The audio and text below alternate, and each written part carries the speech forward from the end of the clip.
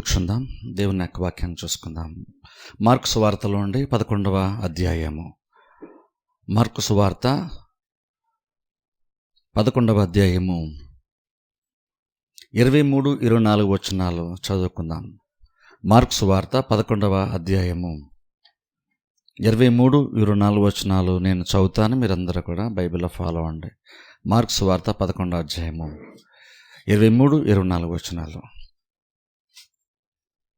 ఎవడైనను ఈ కొండను చూచి నువ్వు ఎత్తబడే సముద్రంలో పడవేయబడమని చెప్పి తన మనస్సులో సందేహింపక తాను చెప్పినది జరుగునని నమ్మినడెల్లా వాడు చెప్పినది జరుగునని మీతో నిశ్చయంగా చెప్పుచున్నాను. అందుచేత ప్రార్థన చేయనప్పుడు మీరు అడుగుచున్న వాటినెల్లను పొందియున్నామని నమ్ముడి, అప్పుడు అవి మీకు కలుగునని మీతో చెప్పుచున్నాను. గత 2 వారాల నుంచి మనం విశ్వాసం గురించి మనం చూసుకుంటున్నాము. ఈరోజు కూడా ఆ విశ్వాసం గురించి, అందులో ముఖ్యంగా వాక్యమును అంగీకరించడం గురించి, దేవుని యొక్క వాక్యం కొన్ని విషయాలు మనం చూసుకుందాం. విశ్వాసం అన్నప్పుడు మనము ఏదో విశ్వాసం ఉంచడం గురించి మాత్రం మాట్లాడలేదు. విశ్వాసం అని మనం అంటున్నప్పుడు విశ్వాసం ద్వారా పొందుకోవడం గురించి మనం మాట్లాడుతున్నాం. విశ్వాసం అంటే యాక్చువల్గా అయితే ఏదైతే దేవుడు విశ్వాసం అని పిలుస్తాడో, ముద్ర వేస్తాడో, ఆ విశ్వాసమును ఖచ్చితమైనటువంటి ప్రతిఫలం తిరిగి మనం పొందుకుంటాం. అది నిజమైన విశ్వాసం. ఎందుకు ఈ మాట చెప్పాల్సి వస్తుందంటే, చాలా సందర్భంలో మనమే కానీ లేదా చాలామంది ఏమనుకుంటారంటే, నేను నమ్మాను కానండి దేవుడు చేయలేదండి అని చెప్పేవాళ్ళు చాలామంది ఉంటారు. కొన్నిసార్లు మనం కూడా బహుశా అనుకుని ఉంటాం, చాలామంది చెప్పడం కూడా మనం వింటాం. కానీ బైబిల్ ఎక్కడో కూడా మీరు నమ్మండి, ఆ తర్వాత దేవుని చిత్తం అయితే దేవుడు జరిగిస్తాడు, లేకపోతే దేవుని చిత్తం కాదనుకోండి అని బైబిల్ ఎక్కడో కూడా మనం చూడం.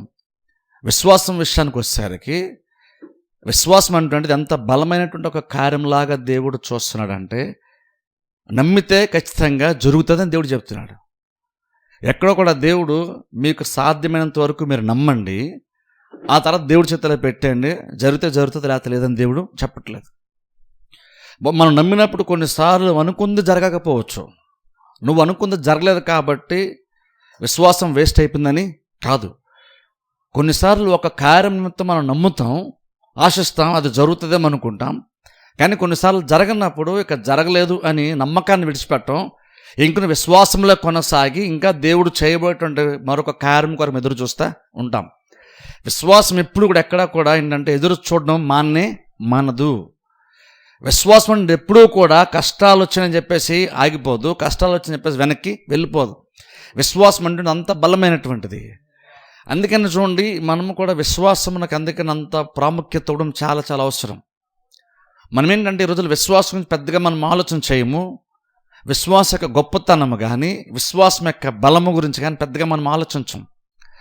కానీ నిజంగా నేను అనుకుంటాను, వాక్యమును బట్టి నిజంగా విశ్వాసం అంటే నిజంగా ఎంత బలమైందో కనుక, దేవుడు అది ఎంత బలమైందని చెప్తూ ఉన్నాడో, నిజం కనుక అది మనిషి విశ్వాసంగా అర్థం చేసుకుంటే విశ్వాసము ఉంచకుండా మనం ఉండలేం. ఎందుకంటే విశ్వాసం ఉంచినప్పుడు ఆ విశ్వాసం అంటే నీ జీవితాన్ని అంత ఈజీగా మారుస్తుంది. విశ్వాసం యాక్చువల్లీ ఏం చేస్తే తెలుసా, ఏదో నువ్వు కష్టాలు కూడా ఏదో కష్టపడి నమ్ముతున్నావు అని కాదు. విశ్వాసం ఉంచి ఎందుకు ప్రాముఖ్యం అంటే, విశ్వాసం ఉంచినప్పుడు ఒక్కసారి కనుక ఒక మనిషి కనుక నేను నిజంగా నమ్మగలిగే స్థితిలో ఉన్నాను అని చెప్పగలిగితే, కష్టాల్లో కూడా అతను నెమ్మదిని అనుభవిస్తాడు. కష్టాల్లో కూడా కష్టాలు తీరే వరకు విశ్వాసంలో కంటిన్యూ అవుతా ఎదురు చూస్తూ ఉంటాడు. అంటే అర్థం ఏంటంటే, విశ్వాసం ఉన్నప్పుడు నువ్వు కష్టాల్లో కూడా చాలా ఈజీగా సాగగలుగుతావు. ఇప్పుడు ఎందుకంటే చాలా సందర్భంలో మనం ఏంటంటే దేవునిలో ముందుకు సాగడము, కష్టాల్లో ఉన్నప్పుడు ముందుకు సాగడం కొంచెం కష్టమవుతుందంటే అర్థం ఏంటంటే, కష్టాలు అంత గొప్పవి, కష్టాలు అంత పెద్దవి, కష్టాలు అంత బలమైనటువంటివి అని కాదు, నీ విశ్వాసం అంత బలహీనమైందని గుర్తుపెట్టుకోవాలి. ఎందుకంటే బైబిల్ చెప్తున్న మాట ఏంటంటే, నమ్ముట నీ వలన నమ్మడానికి సమస్తము సాధ్యము, నువ్వు నమ్మితే మహిమను చూస్తావని స్వయంగా క్రీస్తు చెప్పేశారు. అంటే దాన్ని బట్టి ఒకసారి ఆలోచించండి, విశ్వాసం అంటే నిజంగా మనకి ఎంత బలాన్ని ఇచ్చేటువంటి కార్యం ఆలోచించాలి మనం. చాలా సందర్భం మనకి ఏంటంటే దేవునిలోనే కొనసాగాలని, ఈవెన్ కష్టాల్లో కూడా దేవునిలోనే ఉండాలనేటువంటి ఆశ జనరల్గా ఎంతో కొంత ప్రతి విశ్వాసకు ఉంటుంది. కానీ కొన్నిసార్లు ఏంటంటే కష్టాలు ఎంత పెద్దగా ఉంటాయి, అంత బలంగా వస్తాయి అంటే, దేవుల్లో సాగాలి, ఇంకను నమ్మాలనేటువంటి ఒక ఆశ ఉన్నా సరే సాగలేనటువంటి బలహీనమైన స్థితిలో మనం ఉంటాం. ఆ బలహీనత కూడా బేసిక్ ఎందుకు వస్తుందంటే విశ్వాసం బలహీనం అవడాన్ని బట్టే వస్తుంది అది. అందుకని కష్టాలు వచ్చినప్పుడు మనం కొన్నిసార్లు మనకు ఇబ్బందిగా ఉంటుంది అన్నప్పుడు ఏం గుర్తుపెట్టుకోవాలంటే నీ అంతరంగ పురుషునికి బలము అవసరము. ఆ బలము విశ్వాసమ బలము. ఆ విశ్వాసం అంటే వాక్యం ద్వారా వస్తుందని మనం గ్రహించాలి. అందుకని చూడండి, కష్టాలు పెద్దవి అని మాట్లాడకూడదు. ఒకవేళ కష్టాలు నిజంగా కానీ ఎప్పుడైనా సరే నీకు కనుక నిజంగా చాలా బలంగా ఉంది, చాలా ఇబ్బంది కలిగిస్తుంది అన్నప్పుడు గుర్తుపెట్టుకో, కష్టాలను సాల్వ్ చేసుకునేటువంటి ఆ డైరెక్షన్లో వెళ్ళొద్దు, దాన్ని వెతుక్కుంటూ దాని వెనకాల వెళ్ళొద్దు. విశ్వాసాన్ని బలపరచుకోవడానికి వాక్యం వెనకాల మనం వెళ్ళడం చాలా చాలా ఇంపార్టెంట్. ఎందుకంటే కష్టాలు ఆటోమేటిక్గా తీరు, నువ్వు నమ్మితే కార్యాలు జరుగుతాయని దేవుడు చెప్పాడు. యేసుక్రీస్తు జీవించినటువంటి కాలంలో చాలామంది రకరకాల కష్టాలతో వచ్చారు. కానీ ఎవరు ఎలాంటి కష్టాలతో వచ్చినా సరే యేసుక్రీస్తు మాత్రం ఒకటే అడిగాడు. ప్రాబ్లం ఏదైనా సరే కానీ ఒకటే అడుగుతున్నాడు దేవుడు, నేను ఇది చేయగలను నువ్వు నమ్ముచున్నావా? అది ఇంపార్టెంట్. అంటే మనకి ఏదైనా అవసరం ఉంటే దేవుని దగ్గరికి వెళ్ళినప్పుడు నువ్వు గ్యారంటీగా దేవుడు ఒక క్వశ్చన్ అడుగుతాడు. నువ్వు డౌట్ పడాల్సిన పని లేదు. ఏంటంటే నువ్వు నమ్ముచున్నావా అని దేవుడు గ్యారంటీగా అడుగుతాడు. దేవుడు ఎందుకు అడుగుతాడండి అంటే దాన్ని బట్టే కార్యము దేవుడు సైతము కార్యం చేయాలంటే విశ్వాసం ఉండాలి. విశ్వాసం లేకపోతే దేవుడు కూడా ఏం చేయలేడు. అందుకని దేవుడు కూడా ఏం అడుగుతాడంటే రకం ప్రాబ్లమ్స్ చాలామంది దగ్గరికి వచ్చినప్పుడు నేను ఇది చేయగలను నమ్ముచున్నాను ఎందుకు అడుగుతాడంటే నేను కార్యం చేయకుండా ఆటంకపరిచేది బేసిక్ ఏది లేదు, ఒక్క అవిశ్వాసము తప్ప నేను కార్యం చేయకుండా ఆపగలేదు ప్రపంచంలో మరొకటి లేనే లేదు. అందుకనే ఆ ఒక్కటి దేవుడు అడుగుతున్నాడు, యేసుక్రీస్తు అడుగుతున్నాడు, నేను ఇది చేయగలను నమ్ముచున్నావా? అది కనుక ఒక విశ్వాసం కనుక సెటిల్ చేసేసుకుంటే ఆ విషయాన్ని, అంటే నేను నమ్ముతున్నాను అని కనుక ఆ విషయాన్ని కనుక సెటిల్ చేసుకోగలిగితే, నిజంగా నమ్ముతున్నాను చెప్పగలిగితే ఓ రంగ దేవుడు కూడా ఏమంటాడంటే నీ జీవితంలో కార్యం జరగడానికి ప్రపంచంలో ఇంకా వేరే ఏ ఆటంకం ఉండదు. ఇప్పుడు దాని బట్టి ఆలోచించండి, విశ్వాసం అంటే మనకి ఎన్ని అవకాశాలు ఇస్తుందో దేవుని దగ్గర నుండి కార్యాలు పొందుకునే ఒకసారి ఆలోచించండి. మన విశ్వాసం తక్కువ అంచనా వేస్తున్నాం, కానీ విశ్వాసం అంటే నీకు చాలా చాలా అవకాశాలు మనకి దేవుని దగ్గర పొందుకోవడానికి అవకాశాలు ఇస్తుంది. అందుకే అంటున్నాను చూడండి, మనం అర్థం చేసుకోవాలి, విశ్వాసం ఉంచడానికి మనం ప్రయాసపడాలి. కష్టాలు తీర్చుకోవడం కోసం ప్రయాసపడకండి. ఆ కష్టాలు తీరాలంటే దేవుడు నియమించినటువంటి శ్రేష్టమైనటువంటి ఖచ్చితమైనటువంటి విధానం ఏంటంటే నువ్వు నమ్ము, నువ్వు దేవుని మహిమను చూస్తావు. అప్పుడు మనం ఏం చేయాలంటే కష్టాలు వచ్చిన ఎప్పుడైనా సరే మీకు కనుక లోపల కనుక కష్టాలు చాలా భారాన్ని ఇస్తున్నాయి, చాలా ఇబ్బందిగా అనిపిస్తుంది, ఇవన్నీ ఎలా తీరుతాయో చింత వచ్చేస్తుంది, నాకు చాలా ఇబ్బందిగా ఉంది అనిపించినప్పుడు గుర్తుపెట్టుకోండి, అది ఎలా సాల్వ్ అవుతుందని ఆలోచించొద్దు. ప్రాబ్లం అంత పెద్దది కాబట్టి మనం బాధపడుతున్నాం అనుకోవద్దు. వీలైనంత ఎక్కువగా వాక్యం వినడానికి ప్రయత్నము చేయాలి. ఎందుకంటే వినుట వలన విశ్వాసం కలుగును, వినుట క్రీస్తుని గురించిన మాటల వలన కలుగును. విశ్వాసం ఎలా వస్తుంది? రోమపత్రిక 10:17 చెప్తున్న మాట ఏంటంటే నువ్వు వినుట వలన నీకు విశ్వాసము వస్తుంది, క్రీస్తుని గురించిన మాటల వలన విశ్వాసం వచ్చేస్తుంది. అందుకే నేను చాలాసార్లు చెప్తాను చూసారు, విశ్వాసం కావాలనే ప్రార్థన చేయొద్దు. విశ్వాసము దేవుడు ఆటోమేటిక్గా సడన్గా ఏదో చేసేసి నువ్వు జస్ట్ అడిగావు కాబట్టి అని చెప్పేసి దేవుడు ఏమి నీ హృదయంలో విశ్వాసాన్ని అలా పంపించాడు. ఎందుకంటే విశ్వాసం ఎలా వస్తుందో ఆల్రెడీ దేవుడు ఒక మార్గం చెప్పేశాడు, వినుట వలన విశ్వాసము కలుగును. కాకపోతే నువ్వు ప్రార్థన చేయడం తప్పని నేను చెప్పట్లేదు. విశ్వాసం కాల్పరం నువ్వు ప్రార్థన చేసినప్పుడు దేవుడు నీకు నేరుగా విశ్వాసం అంటే కార్యాన్నే నీ హృదయంలో పెట్టాడు, నింపాడు.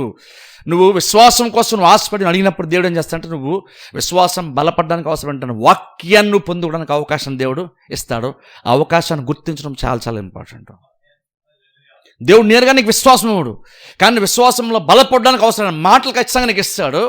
నీకు అవసరమైనటువంటి మాటలను దేవుడు ప్రకటింపజేస్తాడు. అయితే గుర్తుపెట్టుకో, అది ప్రకటింపబడుతున్నప్పుడు నువ్వు ఆ చోట ఉండి ఆ వాక్యాన్ని విని దాన్ని అంగీకరించగలిగిన స్థితిలో ఉండడం చాలా ఇంపార్టెంట్. ఎందుకంటే ఆ రకంగా నీకు విశ్వాసాన్ని దేవుడు ఇస్తాడు. అందుకని విశ్వాసం ఉండడానికి దేవుడు ఏదో ముడిసరికిలాగా ఇలా విశ్వాసాన్ని ఇచ్చాడు నీకు. విశ్వాసం అంటే దేవుడు అంటాడు నా వాక్యంలో విశ్వాసం ఉంటుంది, నువ్వు చర్చికి వెళ్ళి నా వాక్యం విను, ఆ వాక్యంలో విశ్వాసం ఉంది, వాక్యం వింటుంటే ఆటోమేటిక్గా విశ్వాసంలో బలపడతామని దేవుడు చెప్తాడు. అందుకని విశ్వాసం కావాలంటే ప్రార్థన చేసి జస్ట్ అలా సైలెంట్గా కూర్చోకండి. నిజంగా నువ్వు దేవుని అడిగావు అనుకో, నిజంగా దేవుడు విశ్వాసాన్ని కూడా ఇవ్వడానికి ప్రయత్నం చేస్తాడు. అది ఎలాగంటే వాక్యమును ప్రకటించడం ద్వారా నీకు నిజంగా విశ్వాసంలో బలపడడానికి ఎగ్జాక్ట్గా ఎలాంటి మాటలు అవసరమని దేవుడు తలస్తాడు. ఆ మాటలు ఖచ్చితంగా దేవుడు ప్రకటిస్తాడు. అది ప్రాబ్లం ప్రకటించే టైంకి నువ్వు అక్కడ ఉండడం చాలా చాలా ఇంపార్టెంట్. అక్కడ ఉండి నువ్వు ఆ మాటలు చేయడం చాలా ఇంపార్టెంట్, అర్థం చేసుకోవడం ఇంపార్టెంట్, దాని దగ్గర భద్రపరచుకోవడం ఇంపార్టెంట్, వాక్యాన్ని అంగీకరించడం చాలా చాలా ఇంపార్టెంట్. అలాగే విశ్వాసంలో మనం బలపడతాం. అందుకనే చూడండి, మనకు ప్రాబ్లం పెద్ద ప్రాబ్లమే కాదు, విశ్వాసం లేకపోవడమే ప్రాబ్లము. అందుకని కొంతమంది యేసు దగ్గర విశ్వాసం లేకుండా వచ్చినప్పుడు దేవుడు సైతము కార్యము చేయలేదు, అక్కడ చేయలేకపోయాడని బైబిల్ మనం చూస్తాం. ఎందుకని దేవుడు ఎందుకు చేయలేకపోయాడంటే వారికి విశ్వాసం లేదు. అంటే ఒకసారి ఆలోచించండి, నిజంగా దేవుడి నుండి కార్యాలు పొందడానికి విశ్వాసం అంటే నీకు అంత సామర్థ్యాన్ని ఇచ్చేటువంటి కార్యము. దేవుడు చేయడానికి ఎప్పుడు రెడీయే, కానీ పొందుకోవడానికి నీకు ఒక సామర్థ్యం అవసరం. ఆ సామర్థ్యాన్ని ఇచ్చేదే వాక్యం ద్వారా వచ్చే విశ్వాసము. అందుకే విశ్వాసం అలా చూడండి. ఏదో విశ్వాసం అంటే ఏదో దేవుడి దగ్గర మార్కులు కొట్టడానికి విశ్వాసం అనుకోకండి. విశ్వాసం దేవుడికి ఖచ్చితంగా ఇంప్రెస్ చేస్తుంది, కానీ ఎందుకని ఏదో నీకు మార్కులు వచ్చి ఓకే నువ్వు వెరీ గుడ్ అన్నాను కాదు. ఒక దేవుడు నిజంగా వెరీ గుడ్ అన్నా నీకు విశ్వాసం ఉండడాన్ని బట్టి మెచ్చుకున్నా. ఎందుకని మెచ్చుకుంటాడంటే దేవుడు చాలా చేద్దాం అనుకున్నాడు కదా, అలా చేయడానికి దేవునికి ఆటంకమేమీ లేకుండా దేవుడు ఫ్రీగా ఈజీగా చేయగల అవకాశం ఇస్తాను చూస్తారు విశ్వాసం ద్వారా. అందుకు దేవుడు హ్యాపీ ఫీల్ అవుతాడు. అందుకనే విశ్వాసం ఉంచడం గురించి మనం ఆలోచన చేయాలి. ఇది చూడండి, బైబిల్లో కూడా చూడండి, చదివినట్టు వచ్చిన మనం చూస్తే ఇక్కడ 2-3 పదాలు మనం గమనిద్దాం స్పెసిఫిక్గా. 23 వచ్చిన చూడండి, ఇక్కడ దేవుడు మాట్లాడుతుంటాడు. 23 వచ్చిన 3 చూస్తే జరుగునని నమ్మినడలా వాడు చెప్పినది జరుగును. సార్ జరుగునని నమ్మితే జరుగుతుంది అన్నాడు దేవుడు. అలాగే 24 వచనంలో కూడా అక్కడ చూడండి 2 లైన్లు మనం చూస్తే పొంది ఉన్నామని నమ్ముడి అప్పుడు అవి మీకు కలును. నమ్ముడేని కలుగుతాయి, నమ్మితే పొందుకుంటా, నమ్మితే కలుగుతుంది అన్నాడు. ఇప్పుడు సార్ చాలా ఇంపార్టెంట్. నమ్మితే నువ్వు పొందుకుంటావు అన్నాడు దేవుడు, నమ్మితే నీకు కలుగుతా అన్నాడు దేవుడు. ఇప్పుడు అంటే 100% గ్యారంటీగా నువ్వు పొందుకుంటాను దేవుడు చెప్తున్నప్పుడు మన విశ్వాసం ఉంచుకుని ఎంత ఆతృతపడాలో ఒకసారి ఆలోచించండి.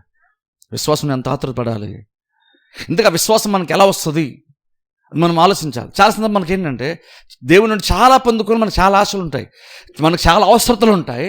అవసరాలు తీర్చుకోవాలని ఏదో రకం మనం ఆశపడుతుంటాం, మనకున్న లోట్లు తీర్చుకోవాలని చాలా ఆశపడతాం. అంటాను మనం ఆశపడుతున్నాం, మంచిది, అందరికీ ఆశ ఉంది. చర్చకు వచ్చే వాళ్ళకి ఆశ ఉంది, చర్చకు రానటువంటి వాళ్ళకి ఆశ ఉంది, నామకార్థ క్రైస్తవులకి చాలా పొందుకోవాలని ఆశ ఉంది. అలాగే చాలా విషయాలు అవసరాలు తీరితే బాగుంటుందని లోకంలో కూడా చాలా మందికి ఉంది. ప్రపంచంలో అందరం కూడా ఆశపడతాం. కొన్ని మంచి కార్యాలు మన జీవితంలో జరిగితే బాగుండు, మన బిడ్డలకి జీవితంలో జరిగితే మనం అందరూ ఆశపడతాం. అలాగే చర్చకు వచ్చిన తర్వాత విశ్వాసాన్ని మనం కూడా ఆశపడతాం, అందులో కూడా తప్పేమీ లేదు. కానీ ప్రాబ్లం ఏంటంటే నువ్వు ఆశపడుతున్నావు, బాగానే ఉంది, మంచిదే, కానీ అది తీర్చుకోవడానికి నీ వైపు నువ్వేం ప్రయత్నం చేస్తున్నావు కూడా ఆలోచించాలి. గుడ్డిగా ఏదో ర్యాండమ్గా జరిగిపోదు, ఏదో ఫ్లూక్ మీద ఏదో లాటరీ టికెట్ అనుకోకుండా తగిలినట్టుగా ఏం తగలదు. ఇది విశ్వాసం అంటే ఖచ్చితమైనటువంటి ఒక మార్గము, ఒక విధానం. ఇది ఇందులో నడిచినప్పుడు ఖచ్చితంగా కార్యం మనం పొందుకుంటాం. అందుకని ఏదో ఫ్లూక్ మీద ఏదో జరిగేస్తుందేమో అనుకో, సడన్గా ఏదో జరిగిపోయి సడన్గా మన జీవితాలు మేలు పొందుకుంటామేమో అని ఎప్పుడు కూడా అలా బై ఛాన్స్ జరుగుతుంది ఎప్పుడు అనుకోకండి. అనుకోకుండా ఏది జరగదు. చాలామంది చూడండి సువార్తలో యేసు దగ్గర నుంచి అద్భుతాలు పొందుకున్నటువంటి వాళ్ళు చూడండి, వాళ్ళు అనుకోకుండా వెళ్తే అనుకోకుండా పొందేసుకున్నారా? వాళ్ళు అనుకోకుండా పొందుకోలేదు, వాళ్ళు అనుకొని వెళ్ళారు, అనుకున్నదే వాళ్ళ జీవితంలో జరిగింది. వాళ్ళు ఏదో అనుకుని వెళ్ళారు, కానీ సడన్గా దేవుడు అద్భుతం చేసేసాడు అన్నది బైబిల్లో లేదు. వాళ్ళు ఆశపడ్డారు, స్వస్థత నిమిత్తం వెళ్ళారు, శతాధిపతి తన దాసుని యొక్క స్వస్థత కోసం వెళ్ళాడు, రక్తస్రావ గల స్త్రీ ఏమో ఆరోగ్య నిమిత్తం ఆయన దగ్గరికి వెళ్ళింది. అలాగే ఇంకా చాలామంది చాలా రకాలైన సమస్యలను బట్టి వాళ్ళ దగ్గరికి యేసు దగ్గరికి వెళ్ళారు. వాళ్ళు ఏదైతే నమ్మి వెళ్ళారో వాళ్ళు నమ్మిందే జరిగింది. వాళ్ళు ఊరిని వెళ్ళిపోయి అనుకోకుండా యేసు దగ్గరికి వెళ్ళిపోయారు, అనుకోకుండా వాళ్ళు ఏమీ చేయకుండానే కార్యాలు జరిగిపోయినది లేదు బైబిల్లో. అంటే అర్థం ఏంటంటే మనం కూడా చాలా విషయాలు జరిగితే బాగుండు, ఈ ప్రాబ్లమ్ సాల్వ్ అయితే మనం అందరం ఆశపడడం తప్పేమీ లేదు తెలుసా. కానీ ఇష్యూ ఏంటంటే అది తీర్చుకోవడానికి నీ వైపు నుండి ఏం చేయాలని దేవుడు చెప్తున్నాడు, అది మనం చేస్తున్నాం లేదా ఆలోచించుకోవాలి. అది చేయకుండా దేవుని దగ్గర ఎక్స్పెక్ట్ చేయకండి. ఎందుకంటే అది చేయకుండా మీ వైపు మీరు విశ్వాసంలో బలపడడానికి ఏం చెయ్యాలో అది చేయకుండా కేవలం జస్ట్ గుడ్డిగా ఆశపడితే మీరు పొందుకోరు. చాలామంది ఏంటంటే గుడ్డిగా జస్ట్ ఆశపడతారు, ఏదో నమ్మకం ఏదో చర్చికి వెళ్తే ఏదో జరిగిపోద్ది, మనం జస్ట్ చర్చికి వస్తారు, చర్చిలోకి వచ్చేసాం కాబట్టి దేవుడు నన్ను పరలోకం చూస్తాడు కాబట్టి ఏదో రకంగా దేవుడు చేసేస్తాడేమోలే అనుకుంటారు. అలాంటి వాళ్ళు చాలామంది ఏమంటారంటే నమ్మానండి దేవుడు చేయలేదని అంటారు. కానీ ఇక్కడ స్వయం యేసు అన్నారు నమ్మితే జరుగుతుంది, నమ్మితే పొందుకుంటాం అంటున్నారు యేసుక్రీస్తు. నమ్మిన తర్వాత చూడు దేవుని చిత్తం అయితే జరుగుతుంది, దేవుని చిత్తం కాబట్టి జరగదని దేవుడు అనలేదు, నువ్వు నమ్మితే జరుగుతుంది అన్నారు. ఇప్పుడు కొన్నిసార్లు మనం అనుకుంటాం మరి అది ఎందుకు మనం నమ్ముతున్నాం, అది దేవుని చిత్తం కదా మనకి ఎలా తెలుస్తుంది అంటే చూడండి, మనం దేవుని చిత్తం అయితే జరుగుతుంది అన్న మాటని మనం ఏంటంటే అంత సీరియస్గా దాన్ని అర్థం చేసుకోవాలి, కరెక్ట్గా అర్థం చేసుకోలేదు. మనం ఏంటి కొన్నిసార్లు తెలియనప్పుడు అదే ఆ దేవుని చిత్తం జరుగుతుంది అనేస్తున్నాం. నేను చూడండి యేసుక్రీస్తు కూడా ఎగ్జాక్ట్ అలా గెత్సేమనే తోటలోకి వెళ్ళినప్పుడు 2 సార్లు ప్రార్థన చేశారు, నీ చిత్తమైతే పాతని అర్థం తీసివే అన్నారు. కానీ మీకు తెలుసా 3వ సారి ఆయన అలాగ అనుకొని ఏదో జరుగుతుందేమో, ఏం జరుగుతుందో చూద్దాం అనుకుని అలా ఉండలేదు ఆయన. మూడోసారి ప్రార్థన చేసినప్పుడు ఆయనకి కాన్ఫిడెన్స్ వచ్చేసింది. ఏదో దేవుని చిత్తం అర్థమైపోయింది, దానికి ప్రిపేర్ అయిపోయారు. 10 యెరూషలేము తట్టు వెళ్దాం, అక్కడికి వెళ్దాం, అక్కడ రెడీగా నా కోసం చాలామంది వెయిట్ చేస్తాను యేసుక్రీస్తు అన్నారు. మొదటి 2 సార్లు ప్రార్థన చేస్తాం, నీ చిత్తమైతే ప్రభా తీసే అన్నారు. కానీ మూడోసారి మాత్రం దేవుని చిత్తం అనే కాన్ఫిడెంట్గా తెలిసిపోయిందని, తెలుసుకునే వరకు ఆయన ప్రార్థన చేశారు. అది తెలుసుకున్నాకే బయటకు వచ్చారు, చేయడానికి ఆయన ముందుకెళ్ళారు, రెడీ అయ్యారు.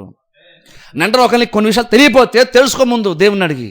నువ్వు ఆత్మ సంబంధం ఉంటే నీకు ఏదో దేవుడు ఖచ్చితంగా చెప్తాడు. ప్రాబ్లం ఏంటంటే కొన్నిసార్లు దేవుని చిత్తం జరుగుతున్న మాట అన్నప్పుడు అందులో ఉన్న ప్రాబ్లం ఏంటో చెప్తున్నాను నేను. మనం అక్కడ ఏంటంటే దేవుని చిత్తం జరుగుతుంది కదా అనేసి మొత్తం దేవుని చేతులు పెట్టేసి మన విశ్వాసం ఉంచడం గురించి ఆలోచించట్లేదు, వాక్యం వినడం కోసం మనం ఆలోచించట్లేదు. అది ప్రాబ్లం అంటున్నాను. ఆ మాట మంచి మాట, చాలా మంచి మాట, అది నేను కాదనట్లేదు. అందులో ప్రాబ్లం ఏంటంటే చాలా సందర్భంలో ఆ మాట విన్న తర్వాత బేసిక్ మనం ఏంటంటే క్యాజువల్ అయిపోతున్నాం. చాలా సందర్భంలో అంటే దేవుని చిత్తం జరుగుతుందిలే అనుకున్నప్పుడు క్యాజువల్ అయిపోద్దు.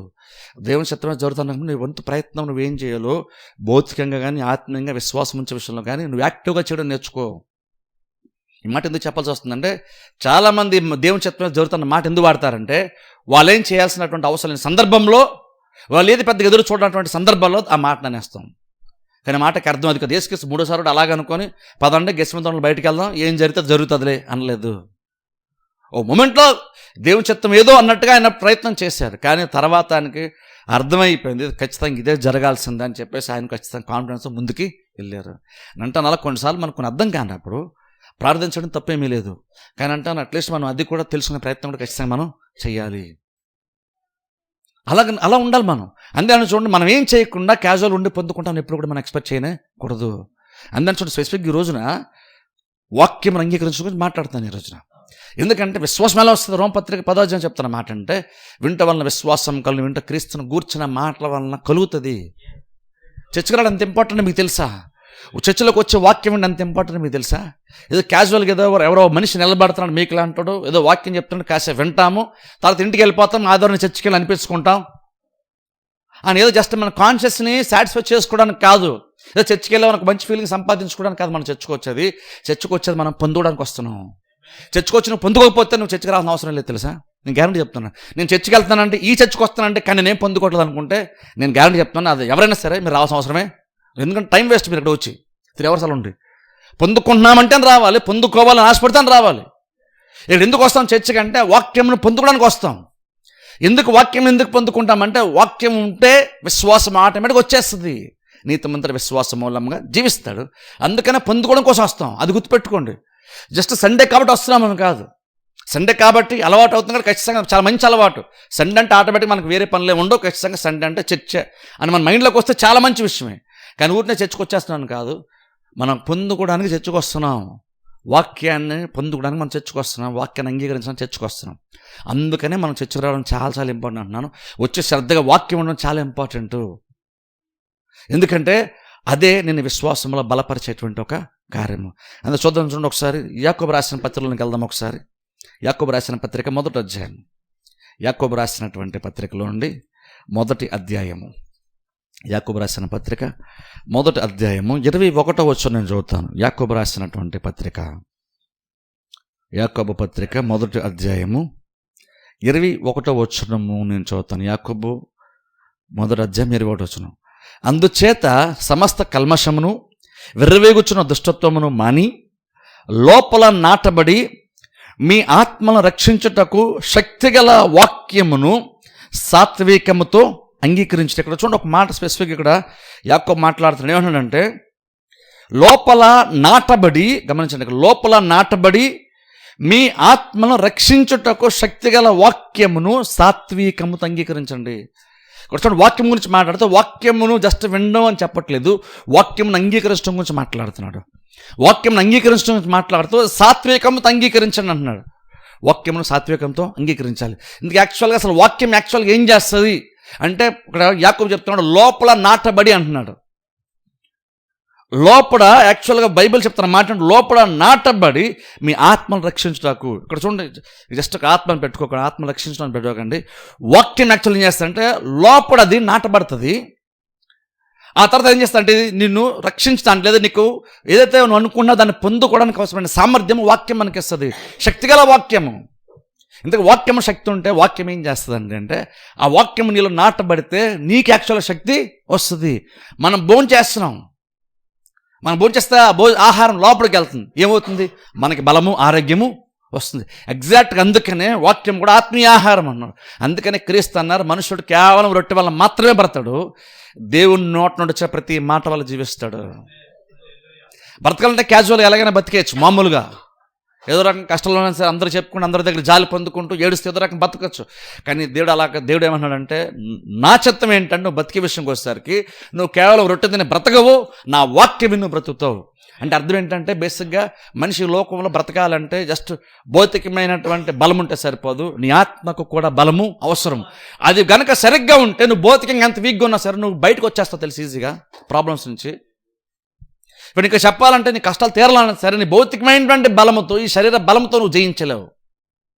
ఇంకా చెప్పాలంటే ఓ రకం ఫిజికల్గా మనకు అనారోగ్యం వచ్చి భౌతికంగా మనం బలహీనమయ్యామనుకోండి, ఈవెన్ ఆ టైంలో కూడా ఈ బలహీనతను ఎలా జయిస్తాం?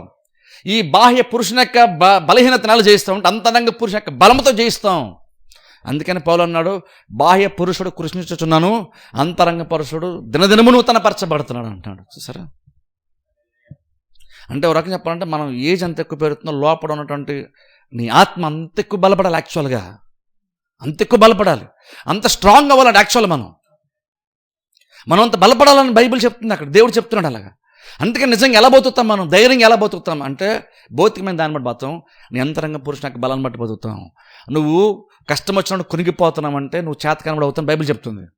ఆపద్దన మందు నువ్వు కృంగితే నువ్వు చేతకాని వాడివి అంటే బేసిక్గా అర్థం ఏంటంటే నీ లోపల అంతరంగ పురుషుడు బలంగా లేడు. అందుకని ప్రతి చిన్నదానికి భయపడిపోతాం, ప్రతి చిన్నదానికి కృషించిపోతున్నాం మనం. ఎందుకంటే ఇవన్నీ కూడా నువ్వు భౌతికమైన బలంతో భౌతికమైన జ్ఞానంతో చేయొచ్చు. అంతరంగ పురుషుడు బలపడాలి. అంతరంగ పురుషుడు బలంగా ఉంటే బాహ్య పురుషుడు ఎంత బలహీనంగా ఉన్నా సరే నువ్వు ప్రతి దాన్ని బాహ్య పురుషుని యొక్క బలహీనతను కూడా అంతరంగ పురుషు యొక్క బలముతో జయిస్తాం. అందుకే చూడండి, రక్తస్రావం గల స్త్రీ చూడండి, అంత బలహీనంగా ఉండి డాక్టర్ దగ్గరికి వెళ్ళిన ప్రతిసారి ఆమె ఇంకా మరింత సంకట పడుతున్న బైబిల్ చెప్తుంది. మరింత డాక్టర్ దగ్గరికి వెళ్తే ప్రతిసారి మరింత వీక్ అయిపోతుంది. కానీ యాక్చువల్ ఒకసారి బైబిల్ చెప్తున్న మాట ఏంటంటే, క్రీస్తు గురించి వినిన తర్వాత అంత బలహీనంగా ఉన్నటువంటి ఆమె కూడా జనసమూహం అంతా కూడా క్రీస్తు చుట్టూ మొత్తం గుమ్ముకున్నప్పుడు కూడా బైబిల్ చెప్తున్న మాట అంటే అద్భుత రీతిగా ఆమె ఏంటంటే వాళ్ళందరినీ దాటుకుంటూ ఛేదించుకుంటూ యేసు దగ్గరికి వెళ్ళి ఆయన వస్త్రపు చెంగును ముట్టుకోగలిగింది. ఆమె అంత చాలా సంవత్సరాలు బలహీనత బాధపడుతున్నాడు ఆమె. యేసుక్రీస్తు చుట్టూ అంతమంది జన సమూహం ఉంటుంటే ఎలా వెళ్ళిపోయింది ఆమె, వాళ్ళందరం దాటుకుంటూ ఎలా వెళ్ళిపోయింది ఆమె. యాక్చువల్గా చూసి భౌతికంగా అయితే అది ఇంపాసిబుల్ అనిపిస్తుంది, భౌతికంగా ఇంపాసిబుల్ అనిపిస్తుంది. తగ్గిపోతే అప్పుడు నేను దేవుడి దగ్గరికి వస్తాను అనేవాళ్ళు చాలామంది ఉంటారు. కానీ విశ్వాసం ఎంత గొప్పదంటే ఆమె అంటుంది, నేను ఆయన దగ్గరికి వెళ్ళి వస్త్రపు చెంగును మాత్రం ముడితేనే బాగుపడతాను. అది విశ్వాసము. అది లోపల ఒక రకంగా ఆమె అంతరంగ పురుషుడు ఎంత స్ట్రాంగ్గా ఎంత బలంగా ఉన్నాడంటే ఈ బాహ్య శరీరంను జయించేంత బలం అంతరంగ పురుషుడు ఆమె ఆత్మకు ఉంది. అందుకనే శరీరం వీక్ అయినా సరే ఆత్మ చాలా బలంగా ఉంది కాబట్టి వెళ్ళగలిగింది. ఈ ఆత్మ బలంతో వెళ్ళగలిగింది కాబట్టి ఈ భౌతికమైన బలాన్ని కూడా స్వస్థత ద్వారా మరలా తిరిగి పొందుకుందామే. నన్ను చూడండి, ప్రతి ప్రాబ్లం అందుకన్నాను లోపల మనకి బలపడాలి. అందుకడ యాకోబు అంటున్నాడు, వాక్యం లోపల నాటబడి అంటున్నాడు. ఇంగ్లీష్ బైబిల్ అయితే ఎన్గ్రాఫ్టెడ్ వన్ అని వస్తుంది. అంటే ఇప్పుడు చూడండి, ఇక్కడ బైబిల్ ఇక్కడ మనం చూసినా సరే ఇక్కడ లోపల నాటబడి అని వచ్చింది. కానీ యాక్చువల్గా నడితే ఇంకా బెటర్గా ఏంటంటే ఎన్గ్రాఫ్టెడ్ అంటే అర్థం ఏంటంటే చూడండి, ఒక చెట్టుని ఒక కొమ్మని వేరే ఏదో కొమ్మతో అంటు కడతాను చూసారా, అలాగా అంటు కట్టక మునుపు వరకు ఏంటంటే దేనికైతే అంటు కట్టబడుతుందో ఇది పూర్తిగా వేరే స్వభావం విరుద్ధమైన వేరే చోట నుండి వచ్చింది ఇది. కానీ ఒకసారి రెండింటిని తీసుకొచ్చి ఒక ప్రాసెస్ గుండా చేసేసి రెండింటిని అంటు కట్టేస్తే గ్రాఫ్టింగ్ చేసేస్తే కొంతకాలం కనుక అది అలా మెయింటైన్ అవ్వగలిగితే కనుక ఓ టైం వస్తే ఇది రెండు వేరువేరైనప్పుడు కూడా రెండు ఒకదానికొకటి ఎంతగా బలపరిచిపోయి ఒకటిగా మారిపోతాయంటే అందులోంచే సహజంగా న్యాచురల్గానే వచ్చిందేమో అంతలాగా ఉంటుంది. ఈరోజు చూడండి, చాలామంది చూడండి, ఈవెన్ చైనా జపాన్ అని చోట కొన్నిసార్లు వాళ్ళు కొన్ని మొక్కలు 2-3 మొక్కల్ని వెరైటీగా చాలా చేస్తారు. అది వాళ్ళు ఏం చేస్తారంటే వాళ్ళు అలాగే అంటు కొడతారు, ఒకదాన్ని తీసుకొచ్చి వేరే దాంతో అంటు కొడతారు. అది చాలా మంచిగా భలే వస్తాయి అవి కూడా, ఆ చెట్లు కూడా, ఆ మొక్కలు కూడా. అంటే చూడండి అది ఏం జరుగుతుంది అక్కడ మనకు కూడా తెలుసు. ఇండియాలో కూడా చాలామంది చేశారు కదా రైతులు. ఒకప్పుడు ఏం జరుగుతుంది అక్కడ, ఒక కొమ్మకి వేరే దాన్ని తీసుకొచ్చి ఇక్కడ అతికిస్తారు, పెట్టి దాన్ని అంటు కడతారు. అంటుకట్టిన తర్వాత అది స్టార్టింగ్ ఏంటంటే ఈ రెండు సపరేట్ అనే విషయం చూడగానే క్లియర్గా అర్థమవుతుంది మనకి.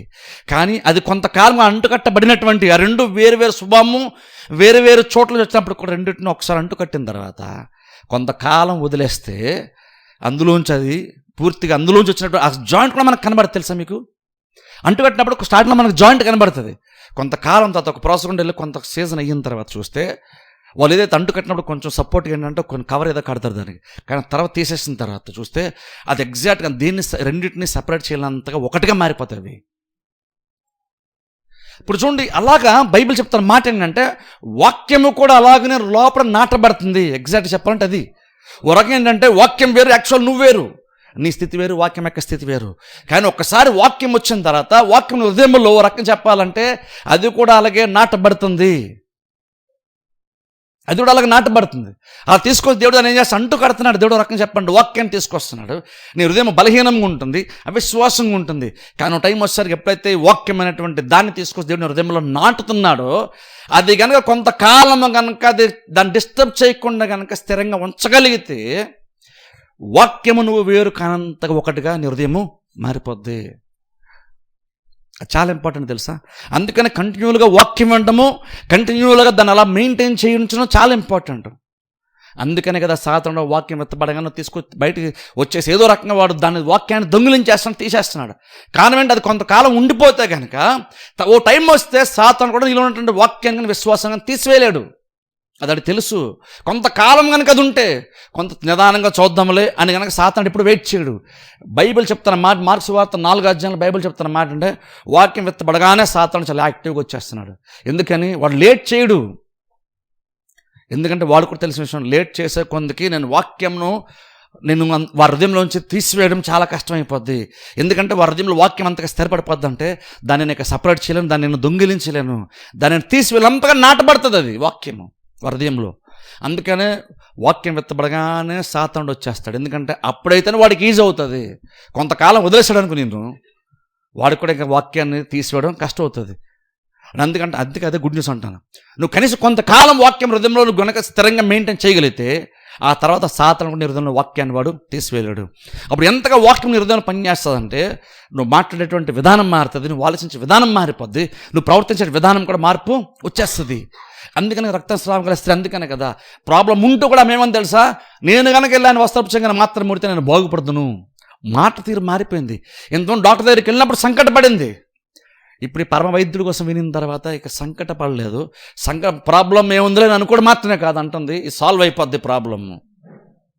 ఈ ప్రాబ్లం పెద్దది కాదులే అన్న స్టేజ్ దాటేసి ఈ ప్రాబ్లం సాల్వ్ అయిపోద్దిలే. జస్ట్ నేను చేయాలో ఒకటే, నేను జస్ట్ ఆయన దగ్గరికి వెళ్ళాను వస్త్రపుచ్చంగా ముడితే చాలు. నేను ఆయన అడగాల్సిన అవసరం లేదు, ఆయనతో మాట్లాడాల్సిన అవసరం లేదు, ఆయన ప్రాబ్లం చెప్పాల్సిన అవసరం లేదు, ఆయన నన్ను చూడాల్సిన అవసరం లేదు, ఆయనకి పెద్దగా భౌతికంగా ఆయన నాతో ఏమి డీల్ చేసిన అవసరమే లేదు. నేను వెళ్ళి ముట్టుకుంటే చాలు వస్త్రాన్ని, నేను బాగుపడతాను. ఎలా వచ్చిందన్నమాట. అదేం పాజిటివ్ కన్ఫెషన్ కాదు. ఎవరు పాజిటివ్గా వచ్చమ్మా నువ్వు పాజిటివ్గా మాట్లాడాలని చెప్తే మాట్లాడిన మాట కాదు. హృదయంలో ఉన్నటువంటి వాక్యాన్ని బట్టి, మాటను బట్టి ఆటోమేటిక్గా నోరు మాట్లాడింది, ఆటోమేటిక్గా రావాలి అది. నేను చాలా సందర్భాలు చూడండి, మాట అనేటువంటిది వాక్యంకు అనుకూలంగా ఉండాలని చెప్పినప్పుడు ఏదో పైపు జస్ట్ నోట్లోంచి మాత్రం డైలాగులు బయట రావడం చెప్పట్లేదు. నేను చాలా సందర్భాలు పాజిటివ్ కన్ఫెషన్ అంటే ఎవరైనా ఒకళ్ళు పాస్టర్ చెప్పినా ఎలాంటి వాక్యాలు చెప్పినా కొంతమంది విని అనుకుంటారంటే నోలో ఒకటి మంచిగా మారితే సరిపోద్ది అనుకుంటారు. బైబిల్ జస్ట్ నోట్లోంచి మంచి మాట వస్తే సరిపోద్దు అని కాదు. ఫస్ట్ వాళ్ళు నీ హృదయం మారాలి. అది నీ హృదయంలో వాక్యం ఎంతగా ఉండాలంటే అది వాక్యం నీ హృదయంతో ఒకటిగా మారిపోయి ఎంత ఒకటిగా మారిపోవాలంటే నువ్వు మాట్లాడుతుంటే యాక్చువల్ నువ్వు వినటువంటి ప్రసంగం నోట్లో బయటకు వస్తున్నట్టుగా ఉండాలి. ఎందుకు లోపలికి అదే వెళ్ళింది అదే బయట రావాలి. అందుకని చూడండి, మనం ఏం చేయాలో చెప్తున్నాను. అందుకనే దేవుళ్ళ కార్యాలు పొందని మనం ఏం చేయాలో చెప్తున్నాను. అది కంటిన్యూగా మన సిస్టమేటిక్ కొంతకాలం చేస్తూ మెయింటైన్ చేయకుండా కార్యాలు జరగవు. అది మన హృదయంలో అది నాటబడదు తెలుసా. ఈ విషయం వచ్చేసరికి ఇప్పుడు చూడండి, ఈవెన్ మ్యూజిక్ నేర్చుకున్నాడు. అందుకనే కంటిన్యూ వాళ్ళు ఏం చెప్తారంటే మ్యూజిక్ నేర్పించాలి ఏం చెప్తారంటే కొన్నిసార్లు ఏమనుకుంటారు చాలామంది అనుకుంటారంటే ఒక 4 మ్యూజిక్ టీచర్లు చెప్పే విషయం చెప్తున్నాను. వాళ్ళు ఏం చెప్తారంటే కొన్నిసార్లు కొంతమంది స్టూడెంట్స్ ఎలా ఉంటారంటే టైం లేక ఎందుకనో ఒక 4 రోజులు ప్రాక్టీస్ చేయడం మానేస్తారు. ఏమనుకుంటారంటే ఇప్పుడు ఆదివారం సడన్గా 1 గంట ప్రాక్టీస్ చేస్తానంటారు.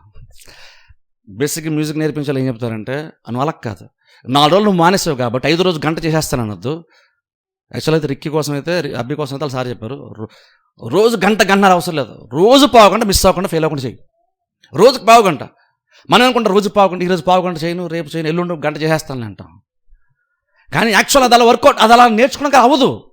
ఎందుకంటే అది ఏదైనా పైన కొట్టేది కాదు. అది నీ బేసిక్ ఏదైనా ఎంతగా ప్రాక్టీస్ రోజులు చేయాలంటే, చేసేదే మళ్ళా ఎందుకు ఎంత చేయాలంటే అది యాక్చువల్గా నీ చేతుల్లోనో లేదంటే ఉండదు కాదు, నీ మైండ్లోకి వెళ్ళిపోయి అదే నీ స్వభావంగా మారిపోవాలి.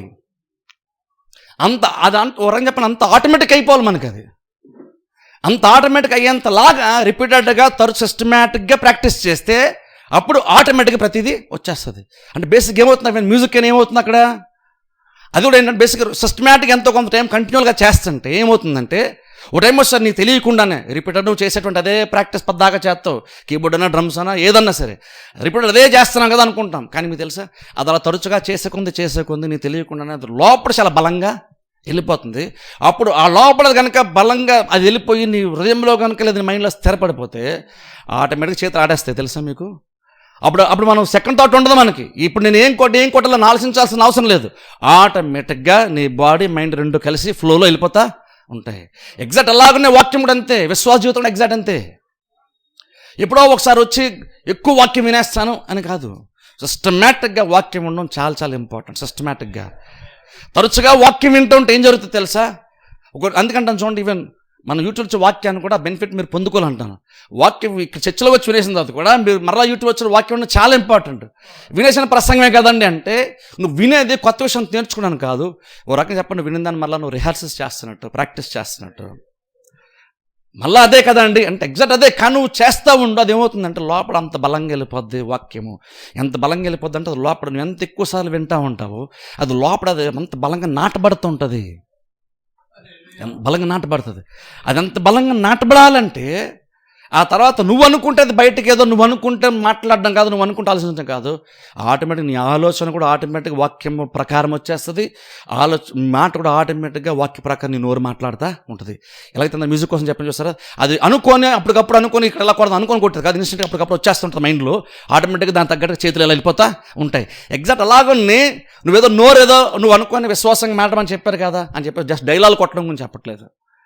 నీ హృదయంలో ఎంతగా వాక్యం స్థిరపడిపోవాలంటే, అదంత బలంగా వాక్యము నీ హృదయం ఒకటిగా మారిపోవాలంటే ఆటోమేటిక్గా నీ హృదయంలోకి వెళ్ళినటువంటి వాక్యమును నీ ఆలోచన నీ నోరుని శాసించేది. అంటే అర్థం ఏంటంటే ఎప్పుడైతే చూడండి నిజంగా నేను చెప్పినట్టుగా అలాగా హృదయంలో వాక్యం స్థిరపడి ఉంటుందో అప్పుడు నువ్వు వాక్యమునకు అనుకూలంగా పాజిటివ్గా మాట్లాడడానికి పెద్ద ఇబ్బంది అనిపించదు. తెలుసా? ఎందుకంటే అప్పుడు ఇది నేచర్ అయిపోయింది, స్వభావంగా మారిపోయింది. అది లోపల అంత బలంగా ఒకటిగా మారిపోయిందంటే ఇప్పుడు నువ్వు యాక్చువల్గా పాజిటివ్గా మాట్లాడు న్యాచురల్గా జరిగిపోయే కార్యము. పాజిటివ్గా మాట్లాడడం న్యాచురల్గా జరిగిపోద్ది, ఎందుకంటే అంతలాగా లోపల ఒకటిగా మారిపోయింది. కొన్ని సందర్భాల్లో మనకేంటంటే వాక్యం వెంటనే నమ్ముతున్నాం, కానీ మన నోరు కొన్నిసార్లు నెగిటివ్గా ఎందుకు మాట్లాడుతుంది తెలుసా? అవిశ్వాస సంబంధంగా ఎందుకు మాట్లాడతామంటే వాక్యం అయితే నువ్వు విన్నావు కానీ అది లోపల అది నాటబడలేదు. చాలామంది హృదయాల్లో నాటబడదు వాక్యం, కానీ ఇంకా బహుశా వాక్యంలో ఉంది కదా పాజిటివ్గా మాట్లాడాలంటాను, పాజిటివ్గా మాట్లాడాలి ఉంటారేమో, కానీ ఏమంటే తెలుసా లోపలది లేకుండా నువ్వు పాజిటివ్గా మాట్లాడే ప్రయత్నం చేయి. ఎక్కువసేపు నువ్వు మాటల్లో నీ మాట వాక్యంకు అనుకూల మాట కూడా నీకే చాలా భారం అనిపిస్తుంది. అది ఒకటిగా ఉన్నంత వరకు నీకు వాక్యంకు అనుకూలంగా ఆలోచించడము, వాక్యంకు అనుకూలంగా మాట్లాడడం నీ ఆత్మకు చాలా భారంగా ఉంటుంది. అందుకని కొన్నిసార్లు మనం నెగిటివ్గా మాట్లాడడం చాలా ఈజీ, వాక్యంకు అనుకూలంగా మాట్లాడడం చాలా చాలా కష్టం. యెహోషువ కాలేబుల గురించి మరలా చెప్తాను చూడండి, ఎన్నిసార్లు చెప్పుకుని వాళ్ళ గురించి చెప్పుకోకుండా మనం ఉండలేము. అంత మంచి లక్షణాలు యెహోషువ కాలేబులు ఉన్నాయి. వాళ్ళు ఏదో పాజిటివ్గా మాట్లాడదాం, మనం పాజిటివ్గా ఉంటే అన్నీ జరిగిపోతాయంట, సైకాలజిస్టులు చెప్పారు, అలాగే పాస్టర్లు చెప్పారు అని వాళ్ళు అలా అనుకోలేదు. ఒక రియల్ సిచ్యువేషన్ వచ్చినప్పుడు, రియల్గా ఒక ప్రాబ్లం వచ్చినప్పుడు వాళ్ళు ఆటోమేటిక్గా అలాగే మాట్లాడుతున్నారు. వాళ్ళు ఈ ఇద్దరికి ఇది ఎలాగైతే ఆటోమేటిక్ అయ్యిందో మనం పొందుకుంటాము, దేవుడు మనకు సహాయం చేస్తాడని అనడం వీళ్ళకి ఎంత ఆటోమేటిక్ అయిందో, వీళ్ళని లక్షల మందికేమో లేదా మనం చచ్చిపోతాం, మనం వెనక్కి వెళ్ళిపోతాం, అంత ఆటోమేటిక్ అయిపోయింది వాళ్ళకి. వీళ్ళకి ఎందుకు అంత పాజిటివ్ వచ్చింది అంటే వాళ్ళ హృదయంలో అంతగా వాక్యం ఉంది. ప్రాబ్లమ్స్ వాళ్ళు ప్రాబ్లమ్ని చూడట్ల, ప్రాబ్లమ్స్ వాళ్ళు దేవుని చూస్తున్నారు, దేవుని యొక్క వాక్యాన్ని జ్ఞాపకం చేసుకున్నారు. అది వాళ్ళకి న్యాచురల్గా వచ్చింది. అందుకే వాళ్ళు లక్షల మంది వ్యతిరేకిస్తూ ఉన్నా సరే వీళ్ళు మాట్లాడడం కష్టం అనిపించలేదు వీళ్ళకి, ఎందుకంటే అది న్యాచురల్గా వచ్చింది వాళ్ళకి. అలాగే వాళ్ళు కూడా అవిశ్వాసం కింద మాట్లాడారు, అరే మనందరం క్రిస్టియన్స్ కదా, మనం నెగిటివ్గా మాట్లాడితే బాగోదేమో అని మొహమాట కూడా లక్షల మందికి లేదు, ఎందుకంటే వాళ్ళకి అది న్యాచురల్గా వచ్చేసింది. అంటే చూడండి, న్యాచురల్గా వచ్చేదాన్ని అది పాజిటివ్ కావచ్చు, వాక్యంకు అనుకూలం కావచ్చు, వాక్యం వ్యతిరేకం కావచ్చు, మాట్లాడుతున్నప్పుడు నీకు ఇబ్బందే ఉండదు చెప్తున్నాను. వాక్యం నాకు వ్యతిరేకమైన మాట్లాడడం కూడా నువ్వు మాట్లాడగలుగుతున్నావు అంటే నీకు అది ఇబ్బంది లేదు, నువ్వు చాలా కంఫర్టబుల్గా మాట్లాడుతున్నావు అంటే. ఎందుకంటే నీకు అది న్యాచురల్ అయ్యింది వాక్యం వ్యతిరేకంగా మాట్లాడడం. అంటే అర్థం బేసిక్గా లోపల పెద్దగా వాక్యం ఏమీ లేదు అని అర్థం. అది నీకు న్యాచురల్ అయ్యింది. ఇప్పుడు చూడండి, బేసిక్గా చూడండి, ఇవన్నీ చూడండి, మనం పుట్టిన దగ్గర నుండి మన మెడ మన తలను మోస్తుంది. కానీ మనకి ఎప్పుడైనా భారం అనిపించిందా? ఈ తల చాలా బరువు, ఈ తల చాలా ఇబ్బంది ఉంది, తలలో మెడ మీద లేకపోతే బాగున్ను అనుకుంటామా? ఎప్పుడో తలపడి వచ్చినా అనిపిస్తుంది భారం ఉందని. కానీ ఎప్పుడైనా సరే ఈ మెడ చాలా టైడ్ అయిపోయింది, తలలో మీద చిన్నప్పటి నుండి మోస్తానే ఉంది, చాలా టైడ్ అయిపోయింది అంటామా? అను. ఎందుకంటే ఇది న్యాచురల్గా వచ్చేసింది, ఇది న్యాచురల్ వచ్చింది. అదే నీ తలపైన ఇంకేదైనా భారం పెట్టుకో, అది ఎప్పుడు దించేస్తామో అనిపిస్తుంది. ఎగ్జాంపుల్, పిల్లలు స్కూల్ బ్యాగ్ తగిలించుకుంటారు, అది న్యాచురల్ వచ్చింది కాదు, అది ఎక్స్ట్రా బయట నుంచి వచ్చింది. దాన్ని వీళ్ళని త్వరగా దించడానికి ప్రయత్నం చేస్తారు పిల్లలు. ఎందుకని? అది భారం, అది వాళ్ళకి. కానీ మీకు తెలుసా, ఒక 20 కేజీల్లో 10 కేజీల్లో బ్యాగ్ బరువు ఉంటే మోయడం కష్టం అవుతుంది మనకి. కానీ మన కాళ్ళు 50-60 కేజెస్ వెయిట్ని, మన బాడీని అంతటినీ కూడా మన కాళ్ళు మోకాళ్ళు మోస్తున్నాయి కంటిన్యూల్గా. మనకు అది భారం అనిపించదు, ఎందుకంటే అది న్యాచురల్గా ఉంది.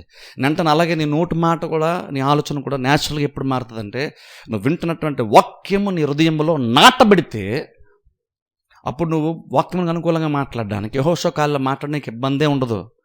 ఇప్పుడు నేను ఇలా మాట్లాడలేమో కదా కాబట్టి నేను ఇలాగే మాట్లాడతాను అని అనుకోని మాట్లాడేది కాదు, ఆటోమేటిక్గా వచ్చేస్తుంది. అలా ఆటోమేటిక్గా వచ్చే వరకు మన వాక్యాన్ని హృదయంలో నాటుకుంటూ ఉండాలని చెప్తున్నాను. నేను మ్యూజిక్ కోసం చెప్తున్నాను, ఎలాగైతే అది ఆటోమేటిక్గా ఎవరికి నువ్వు ప్రాక్టీస్ చేయాలో, నువ్వు ఆలోచించడం కాదు, కొట్టేటప్పుడు ఆలోచించి అప్పటికప్పుడు కొట్టడం ట్రై చేయడం కాదు, ఆటోమేటిక్గా ఫ్లోలో ఎలాగైతే తెలిపాలో అలాగే విశ్వాస జీవితంలో కూడా వాక్యం ఎంత ఎక్కువగా మనం వినాలంటే అది ఆటోమేటిక్గా నీ హృదయంలో వెతబడిన వాక్యాన్ని బట్టి నోరు మాట్లాడాలి, నువ్వు ఆలోచించే విధానం ఆటోమేటిక్గా అయిపోవాలి. అంతలాగా నాటపడాలి. అంతలా నాటపడతాడు బైబిల్ చెప్తానమాట. అప్పుడు మీ ఆత్మలు రక్షణ శక్తి గల వాక్యము. సరే, రక్షించేటువంటి శక్తి దేనికి ఉందంటే వాక్యానికి ఉందంట. అంటే దాన్ని మార్చగలిగే శక్తి దేనికి ఉందంటే వాక్యానికి ఉంది. అంటే ఒక రకంగా వాక్యానికి ఒక రకంగా శక్తిలాగా మనం తీసుకుంటే, అది హృదయంలో ఉండే స్థిరంగా ఉంటే కనుక ఏమవుతుందంటే నీకు సామర్థ్యము వస్తుంది. అందుకే నువ్వు దేవుని దగ్గర నువ్వు కార్యం పొందిన సామర్థ్యం నీకు వస్తుంది. అందుకనే వాక్యం అంగీకరించడం చాలా ఇంపార్టెంట్ అన్నాడు. అక్కడ దాని వాక్యంను అంగీకరించండి. ఎందుకు ఆ మాట అంటే, చాలా సందర్భంలో వాక్యాన్ని మనం వింటాం కానీ అంగీకరించం తెలుసా. చాలామంది వాక్యం వింటారు, వాక్యం విన్న ప్రతి వాళ్ళు అంగీకరిస్తారని కాదు, లేదా ప్రసంగం బ్రహ్మాండంగా ఉంటే ఆటోమేటిక్గా ప్రసంగం అంటే అందరూ వినేస్తారని కూడా కాదు, అందరూ అంగీకరిస్తారని కూడా కాదు. ప్రసంగం బాగుంటే అందరూ వింటారు. ప్రసంగం బాగుందనుకోండి అందరూ వింటారు ఖచ్చితంగా. ప్రసంగం బాగోదనుకోండి బహుశా అందరూ వినకపోవచ్చు. కానీ ప్రసంగం బాగుంటే అందరూ వింటారు ప్రసంగం. కానీ ప్రసంగం బాగున్నంత మాత్రం అందరూ అంగీకరిస్తారనే గ్యారంటీ లేదు. మీకు తెలుసా, బైబిల్లో పౌలు గొప్ప ప్రసంగికుడు. మనకు అనిపిస్తుంది నిజంగా పౌలను ప్రసంగం చేస్తే తల తిప్పి అటు ఇటు తిప్పి ఏదేదో ఆలోచించాలి ఎవరు ఉంటారులే మనం అనుకుంటాం. ఎందుకంటే పౌలు అంత గొప్ప ప్రసంగికుడు, అన్ని గొప్ప మర్మాలు చెప్తాడు పౌలు. కానీ మీకు తెలుసా, పౌలు వాక్యం చెప్పిన ప్రతిసారి, పౌలు స్వాతం ప్రకటించిన ప్రతిసారి అందరూ వినేశారు అనుకుంటారా? పౌలు వాక్యం ప్రకటించినప్పుడు కొంతమంది విన్నారు అని బైబిల్ మనం చూస్తాం, కొంతమంది వినలేదు సమ్మతించడానికి కూడా చూస్తాం. యాక్చువల్ మొమెంట్లో అయితే బైబిల్ మీరు చూస్తే, పౌలు ఒకసారి ఒక చోట సువార్త చెప్పి ప్రసంగం చేస్తే వాళ్ళు యాక్చువల్ కొంతమంది యూదులు అయితే యాక్టింగ్ బట్టలు చింపుకొని దుమ్మంటే ఆకాశం వైపు ఎత్తారంట. వాళ్ళు ఆలోచించండి ఒకసారి. పౌలు ప్రసంగం చేస్తుంటే వాళ్ళు వస్త్రాలు చింపుకొని నేలమున్న దుమ్మును కూడా వాళ్ళు గాల్లోకి, అంటే బహుశా పౌల మీదకి ఇస్తుంటారు మరి బహుశా. అంటే వాళ్ళు అంత ఇబ్బంది పడిపోయారు, అంత టెన్షన్ పడిపోయారు, వాళ్ళకి అది అంత ఇబ్బంది అయిపోయింది. ఖచ్చితంగా వాళ్ళ రియాక్షన్ చెప్తుందంటే, వాళ్ళ బట్టలు చింపారు, దుమ్మును ఇలా ఆకాశం తట్టు వాళ్ళు ఎగరేస్తారని ఏం చెప్తుందంటే, ఖచ్చితంగా వాళ్ళ వాక్యాన్ని అయితే అంగీకరించలేదని చెప్తుంది. వాళ్ళ రియాక్షన్ చెప్తుంటే వాక్యాన్ని అంగీకరించలేదు. పౌలు చెప్తే కూడా వాక్యాన్ని అంగీకరించిన వాళ్ళు ఉంటారా అంటే ఇప్పుడు మనకు ఆశ్చర్యం వేస్తుంది. కానీ అప్పుడు ఖచ్చితంగా పౌలు చెప్పినప్పుడు చాలామంది వాక్యాన్ని అంగీకరించినటువంటి వాళ్ళు కూడా చాలామంది ఉన్నారు. అంటే అర్థం ఏంటంటే, జస్ట్ నువ్వు ప్రసంగం విన్నావు కాబట్టి నువ్వు అంగీకరించేస్తావు అన్న గ్యారంటీ కూడా లేదు. అందుకని చాలామంది ఇప్పుడు చూడండి, చర్చకు రండి, వాక్యం వింటే ఆటోమేటిక్గా మీరు విశ్వాసాలు ఎదుగుతారు, బలపడతారని చెప్పినప్పుడు కొంతమంది అనిపిస్తుంది, కొంతమంది చర్చకి వెళ్ళారు కానీ వాళ్ళు ఆటోమేటిక్గా బలపడలేదు, వారు విశ్వాసంలో అంతగా వాళ్ళు స్థిరపడలేదు అని కొన్నిసార్లు కొంతమందికి మనం అనుకుంటాం. చూసారా, నేను అంటాను అలా ఉన్నప్పుడు దాని ప్రాబ్లం ఏంటంటే, నువ్వు చర్చకి వెళ్ళావు, బహుశా ప్రసంగం బాగుంది కాబట్టి ప్రసంగం విన్నావు, కానీ ప్రసంగాన్ని బహుశా నువ్వు అంగీకరించకుండా ఉండాలి. అందుకని చర్చకి వెళ్ళే మంచి ప్రసంగాలు విన్నా సరే విశ్వాసంలో కొన్నిసార్లు బలపడం, కానీ విశ్వాసంలో బలపడిపోయాము, విశ్వాసం ఉంచేసాము అనుకున్న భ్రమలో ఏదో జరిగిపోద్దని ఎదురు చూస్తాం. జరగపోయేసరికి ఇలా కొన్నిసార్లు విశ్వాసం ఉంచుతాం కానీ కొన్నిసార్లు దేవుడు చేస్తాడు, కొన్నిసార్లు దేవుడు చేయడు. ఎందుకంటే నేను నమ్మేనండి దేవుడు చేయలేదని అంటారు. కానీ యేసుక్రీస్తు మార్క్స్ వార్త 11 అన్నారు, నమ్మితే పొందుకుంటాం, నమ్మితే జరుగుతుంది క్రీస్తు అనేసారు. కానీ మనం ఏమంటామంటే కొన్నిసార్లు నేను నమ్మానండి కానీ ఎందుకో జరగలేదని అంటాం. అప్పుడు ఎవరి మాట నమ్మాలి? క్రీస్తు చెప్పిన మాట నమ్మాలా, లేదంటే యేసుక్రీస్తు మాట నమ్మాలా? అంటే యేసుక్రీస్తు మాట నమ్ముతాం, మనం మనుషుల మాట ఎందుకు పట్టుకుంటాం? యేసుక్రీస్తు అన్నారు, నమ్మితే ఖచ్చితంగా నీకు జరిగిపోద్ది. అప్పుడు యాక్చువల్ మనం ఏం చేయాలి? అప్పుడు బైబిల్ చెప్తున్న మాట ఏంటంటే వాక్యమును సాత్వికంతో అంగీకరించడం అందుకనంత ఇంపార్టెంట్ అంటున్నా. వాక్యమును వినడం ఇంపార్టెంట్గా, సాత్వికంతో అంగీకరించటం నిజంగా అది నీ చెవులు చేసే పని కాదు. వాక్యం అంగీకరించడం అంటే నీ హృదయం చేసే పని. వాక్యం వినేది నీ చెవులు, వాక్యం అర్థం చేసుకునేది నీ మైండ్, కానీ వాక్యం అంగీకరించేది మాత్రం నీ యొక్క హృదయం. అందుకే ప్రాబ్లం ఏంటో తెలుసా? వాక్యం ఎవరెవరు వింటున్నారు ఎవరో వింటలేదు నేను ఈజీగా ప్రసంగం చేస్తూ నేను చెప్పగలుగుతాను, కానీ వాక్యం ఎవరు అంగీకరించారో నేను కూడా చెప్పలేను. వాక్యం ఎవరెవరు వింటున్నారైతే చాలా వరకు క్లియర్ తెలిసిపోద్ది, కానీ ఎవరు అంగీకరిస్తున్నారని మాత్రం ఎవరం కూడా చెప్పలేం. ఇవన్నీ ఇంకా చెప్పాలంటే అసలు వాక్యమును బోధించడం వరకే వాక్య బోధకుల యొక్క పని కూడా అంతే. బలవంతంగా తీసుకొచ్చి నేను ప్రసంగం చేద్దాను, బలవంతంగా తీసుకొచ్చి మీ మైండ్లో నేను నింపలేను దాన్ని, తెలుసా? యాక్చువల్గా ఇంకో రకంగా చెప్పాలంటే అంత సామర్థ్యం కూడా బోధించేటువంటి బోధకం లేదు. యాక్చువల్గా చెప్పాలంటే అంత స్వాతంత్రం కూడా దేవుడు లేదు, అంత హక్కు దేవుడు లేదు, అంత అవసరం కూడా యాక్చువల్గా లేదు, తెలుసా మీకు?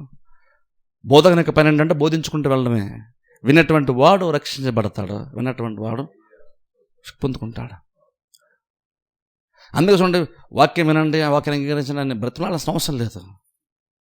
నీకు వాక్యం నీకు ఎంత అవసరమని నీకు అనిపిస్తే అంతగానో వాక్యం మీద ఇంట్రెస్ట్ పెడతావు, వాక్యాన్ని అంగీకరిస్తావు. అందుకే చూడండి, బోధకుని యొక్క లిమిటేషన్ కూడా ఎంత అంటే వాక్యం బాగా ప్రజెంట్ చేయడం వరకే బోధకుని యొక్క పని. అంతకుమించి బోధకుడు కూడా ఏమీ చేయలేడు. బోధకుడు జస్ట్ వాక్యం చెప్తాడు అంతే, బలవంతంగా ఏమీ చేయలేడు. అందుకని పౌలు లాంటి ప్రసంగం చేసినా, యేసుక్రీస్తు లాంటి వాక్యం బోధించినా సరే కొంతమంది అంగీకరించలేదు. కారణం ఏంటి? యేసుక్రీస్తు లాంటి చెప్పిన అంగీకరించరా? మనమే భ్రమలో ఉన్నామంటే సరైన బోధకుడు వచ్చి సరిగ్గా బోధ చేస్తే అందరిది ఆటోమేటిక్గా వెళ్ళిపోద్ది అనుకుంటున్నాం. ఖచ్చితంగా అదైతే వాక్యాన్ని బట్టి అయితే నమ్మడానికి వీలు లేదు. నలుగురు చర్చిలో కూర్చొని వాక్యం వింటే మార్కు సువార్త 4వ అధ్యాయాన్ని బట్టి అయితే నలుగురిలో ఒకరి ఉదయంలో వాక్యం స్థిరంగా ఉంటుంది. బహుశా అది ఎగ్జాక్ట్ తీసుకోగలిగితే ఒకవేళ కనుక. ఇప్పుడు దాన్ని బట్టి చూడండి, నిజంగా మనం వాక్యం అంగీకరించకపోతే ఎంత ప్రమాదంలో ఉంటున్నామో ఆలోచించాలంటున్నాను. అందుకని వాక్యం అంగీకరించడం అంత ఇంపార్టెంట్. జస్ట్ మనం చర్చకొచ్చామో లేదో మాత్రం చూడద్దు, జస్ట్ మనం వాక్యం విన్నామో లేదో మాత్రమే చూడద్దు, వాక్యం అంగీకరించగలుగుతున్నామో లేదో కూడా మనం చూసుకోవాలి. అందుకే యేసుక్రీస్తు సైతము ఆయన వెళ్ళి సువార్త చెప్తూ వాక్యం చెప్తూ వెళ్ళేటువంటి అపోస్తలు కూడా నియమించినప్పుడు ఆయన ఏం చెప్పారంటే, మీరు వెళ్ళండి, మీరు సువార్త చెప్పుకుంటూ వాక్యం చెప్పుకుంటూ మీరు వెళ్ళండి, ఎవరైతే మిమ్మల్ని చేర్చుకుంటారో మీ సమాధానం వాళ్ళకు కూడా వస్తుంది, ఎవరైతే మిమ్మల్ని అంగీకరించరో మీ పాదదులు అక్కడ దులిపేసుకుని మీరు వచ్చేయండి, మీ సమాధానం మీ వెంట వచ్చేస్తుంది. అంత సింపుల్. వాళ్ళు వినలేదా, వదిలేసాను, సింపుల్. క్రీస్తు ఇప్పుడు మీరు నిజంగా మీరు వాక్యం వింటలేదు అనుకోండి, నేను పెద్ద చేసేదే లేదు, నేను చేయను కూడా, నేను చాలా ఈజీగా తీసుకుంటా. మీరు వింటలేదని నాకు నేను మూడో అయిపోను, నేను వినే వాళ్ళ చూసి వాక్యం చెప్పుకుంటా. ఎందుకంటే మీరు వాక్యం విని వాక్యం అర్థం చేసుకొని మీ హృదయంలో వాక్యం విత్తుకునే అంతలాగా నేనేం చేయలేను. మనిషి యొక్క సామర్థ్యం అంత లేదు. నా పరిధి ఎంత కష్టపడి ఎంతవరకు ఉంటుందంటే మీకు అర్థమయ్యేలా క్లియర్ ఎక్స్ప్లెయిన్ చేయగలటం వరకు మాత్రమే నా కెపాసిటీ. అది కూడా దేవుని మీద డిపెండ్ అయితేనే జరుగుతుంది. ఆ తర్వాత నుంచి నేను కూడా ఇంకేం చేయలేను. అందుకు మొమెంట్ వస్తే ఏం చేస్తాం, చెప్పడం వరకు మా చెప్తాము, అతను విని దాన్ని అంగీకరిస్తే సరే, అంగీకరించకపోతే చేసేదేం లేదు. యేసుకి చెప్పినట్టుగా మీరు పాదదులు దులిపేసుకుని మీరు వెళ్ళిపోండి. మనకి అనిపిస్తుంది నిజంగా అంత ఈజీగా ఎలా వదిలేస్తారు యేసు ప్రభు? వాళ్ళు వినకపోతే ఏదో రకంగా మనం బ్రతిమలాడైనా చెప్పాలి కదా వాళ్ళకి అనుకుంటున్నాం. కానీ క్రీస్తు అన్నారు, లేదు మీరు వెళ్ళి చెప్పండి, ఎవరన్నా రమ్మంటే ఇంట్లోకి రండి, వద్దంటే వదిలేసేయండి, ప్రాబ్లమే లేదు, మీరు వేరే ఊరు వెళ్ళండి అని చెప్పారు యేసుక్రీస్తు. అనుకుంటాం ఆత్మల మీద భారం ఉంటే అంత ఈజీగా వదిలేస్తామండి అనుకుంటాం. కానీ ప్రధాన బోధకుడు చెప్పాడు ఆ మాట, అంగీకరించకపోతే వదిలేసే. మరి వారి పరిస్థితి ఏంటండి అంటే, వాళ్ళు వినకపోతే సొదొమ గొమొర్రా పట్టణం కంటే వాళ్ళ గతి భయంకరంగా ఉంటుంది. సరే అంటే చచ్చిపోతాం, నరకం వెళ్ళిపోతాం, అందుకు భయపడతామని కాదు, ఎన్ని మేలు మిస్ అవుతావు, పరలోక రాజ్యంతో సహా ఎన్ని మిస్ అవుతావు చెప్తున్నాం అంగీకరించకపోతే. ఎందుకన్నా చూడండి, వాక్యం అనేటువంటి దాన్ని హృదయంలో నాటుకోవడం చాలా ఇంపార్టెంట్ చెప్తున్నా. హృదయంలో నాటుకోకపోతే కనుక మీరు చర్చకొచ్చి కూర్చొని వాక్యం ఉండడం వల్ల పెద్ద యూజ్ ఏమి యాక్చువల్గా మనకి ఉండదు. అందుకంటే చూడండి, నీకు అప్పుడు ఏం చేయాలంటే మనం వాక్యం నాకు అంత ఇంపార్టెన్స్ ఇవ్వాలంటాను. వాక్యం మీద ఎక్కువ ఆశ పెట్టుకోండి అంటాను. వాక్యమునకు దేవుడు ఎంత వాల్యూ ఇస్తాడో, వాక్యమును దేవుడు ఎలా చూస్తాడో, వాక్యం గురించి దేవుడు ఎలా మాట్లాడతాడో, దాని గొప్పతనం గురించి దేవుడు ఎలా మాట్లాడతాడో లేఖనముల ద్వారా అలాగే మనము ఆలోచించడం నేర్చుకోవాలి. అలాగే వాక్యం గురించి గొప్పగా మనం కూడా మాట్లాడడం, అంచనా వేయడం నేర్చుకోవాలి. మనం కూడా ప్రసంగం అంటే క్యాజువల్గా చేసే ప్రసంగం కాదు. నేను చాలాసార్లు చెప్పని చూస్తాను, ప్రసంగం అంటే చాలా సీరియస్ అయినటువంటి ఒక కార్యం. ఇది చాలా చాలా ఇంపార్టెంట్ టైం. ఇది తెలుసా మనకి? నువ్వు ఇక్కడ జరిగేటువంటి ఒక గంట ప్రసంగం ఏం జరుగుతుందంటే, నువ్వు బయటకు కొన్ని రోజుల పాటు నువ్వు మనశ్శాంతి కోల్పోకుండా నీకు ఈ గంట నీకు సహాయం చేస్తుంది. నేను సిద్ధపరుస్తాను. కొన్నిసార్లు మనం చర్చకు రాము, ఒక 2 గంటలు స్పెండ్ చేయము, కానీ బయటికి వెళ్ళి జీవితకాలం ఫైట్ చేస్తూ ఉంటాం. చచ్చిపోయారు, కష్టపడుతుండమే. నంటాను, నువ్వు అంత కష్టపడాల్సిన అవసరం యాక్చువల్గా అయితే లేదు. దేవుడు మనకు సులువైనటువంటి తన సపోర్ట్ ద్వారా నువ్వు బ్రతకగలిగేటువంటి ఒక స్థితిని దేవుడు ఇవ్వడానికి దేవుడు రెడీగా ఉంటున్నాడు. అందుకనే మనుషుడికి రొట్టె వల్ల మాత్రం బ్రతడు, దేవుడు నోటి నుంచి వచ్చే మాట వల్ల జీవిస్తాడని చెప్పారు. కానీ మనం ప్రాబ్లం ఏంటంటే, మనం వాక్యం గొప్పతనం అర్థం చేసుకోం. దానికి 119 కీర్తన చదవని చూస్తారా? అంత పెద్ద అధ్యాయం అంతా వాక్యం గురించే, ధర్మశాస్త్రం గురించి, వాక్యం గొప్పతనం గురించే. వాక్యం ఎలా నెమ్మది ఇచ్చింది ఉంది. నెమ్మది లేదంటే అన్నప్పుడు అంటారు, వచ్చి వాక్యం విను, లేదా యూట్యూబ్లోకి వెళ్ళే వాక్యం విను, నెమ్మది ఆటోమేటిక్గా వస్తుంది. నీకేమేమి కావాలో ప్రతిదీ కూడా వాక్య రూపంలో దేవుడు ఇచ్చేసాడు. అంతే. నీకు ఆశీర్వాదం కావాలన్నా, సమాధానం కావాలన్నా, నెమ్మది కావాలన్నా, స్వస్థత కావాలన్నా సరే దేవుడు వాక్య రూపంలో ఉంటుంది. వాక్యం అన్నింటికీ పరిష్కారం తెలుసా?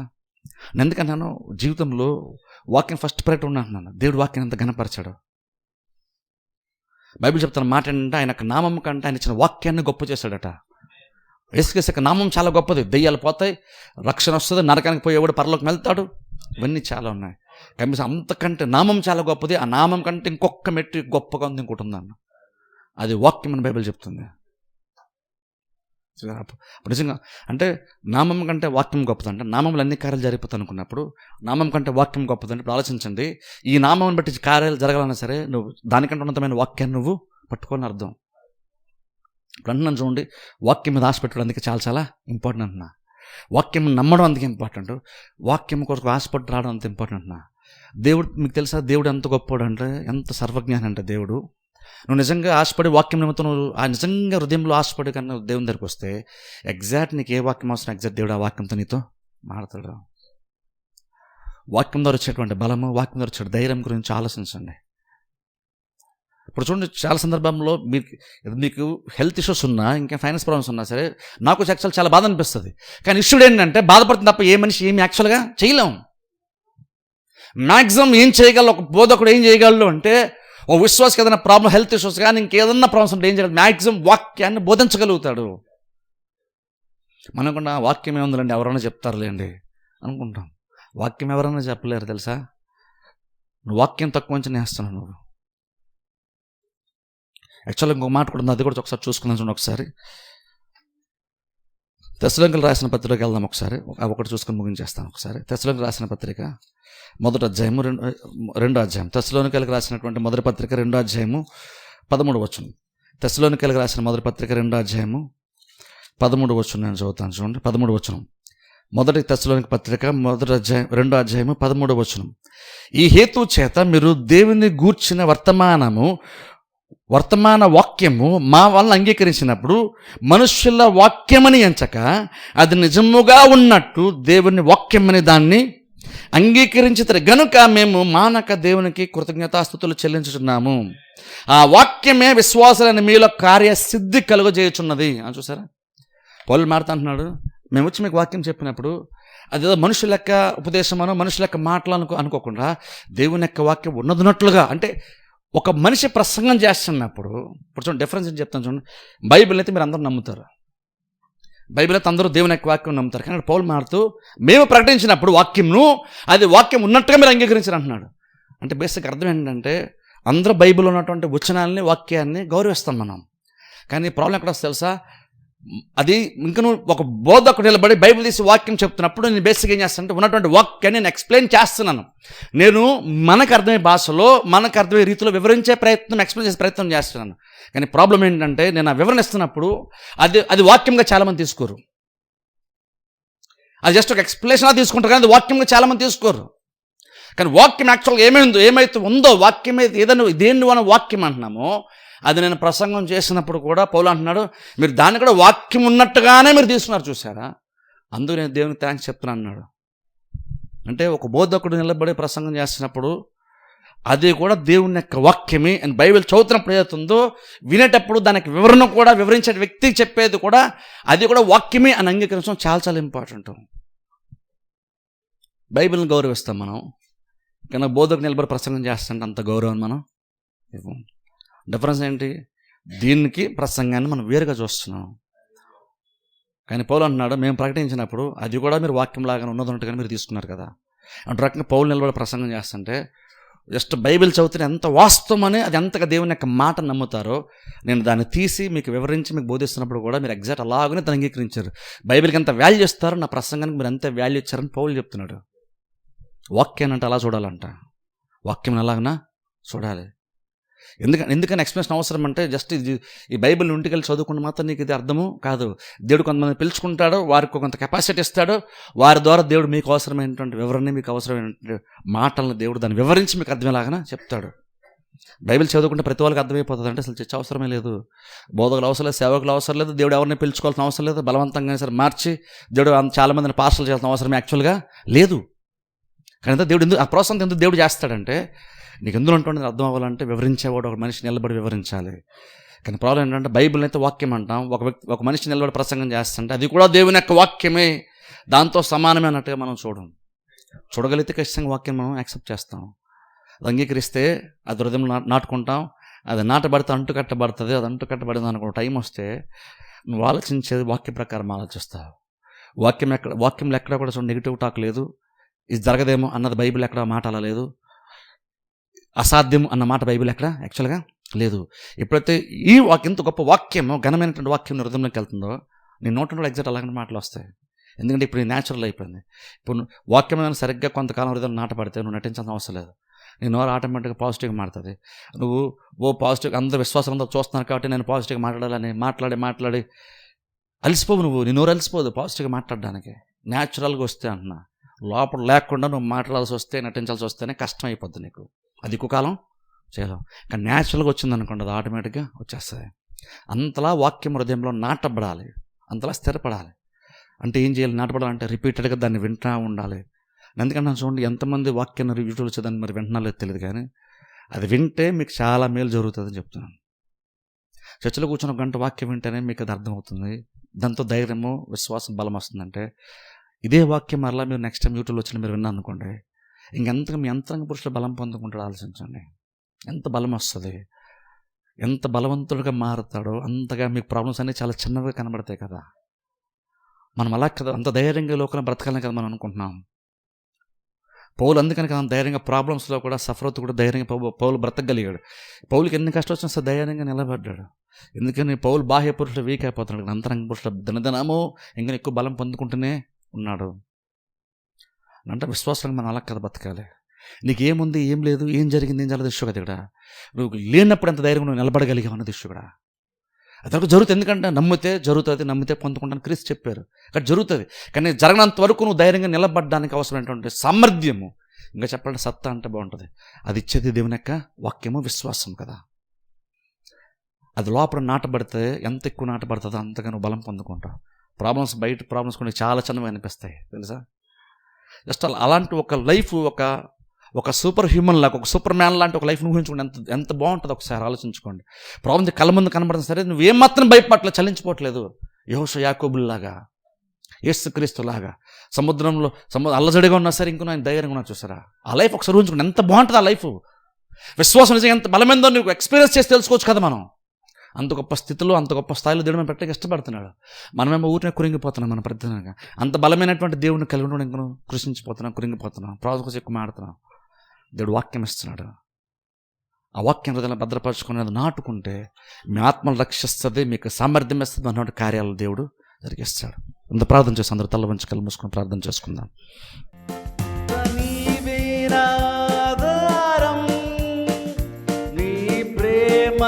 సాటెవరు దేవా నీవే నాధారం, నీ ప్రేమకు సాటెవరు.